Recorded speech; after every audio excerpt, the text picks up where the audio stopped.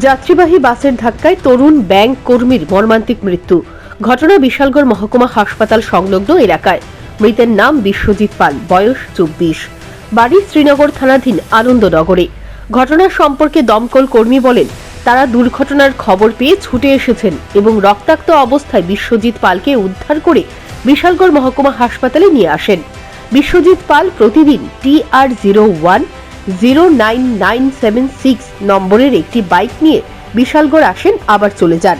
বৃহস্পতিবার রাতে TR07-1202 নম্বরের একটি যাত্রীবাহী বাসের সঙ্গে বিশ্বজিৎ পালের বাইকের সংঘর্ষ হলে সে বাইক নিয়ে বাসের চাকায় পিষ্ট হয়েছে। আশঙ্কাজনক অবস্থায় তাকে উদ্ধার করে হাসপাতালে নিয়ে আসলে কিছুক্ষণের মধ্যেই তার মৃত্যু হয়েছে। এই তো বিশালগড় হসপিটালের সামনে একটা অ্যাক্সিডেন্ট হলো।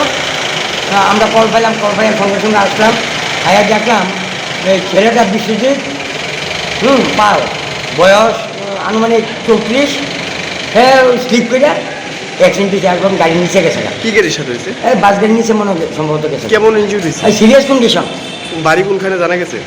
বাড়ি সম্ভবত এখনো জানা গেছে না, আনন্দনগর বন্ধন ব্রাঞ্চের মনে আছে। এখন আমরা বিশালগড় গভর্নমেন্ট হসপিটালে পৌঁছে দিচ্ছি। পুলিশ ঘটনার তদন্তে নেমেছে।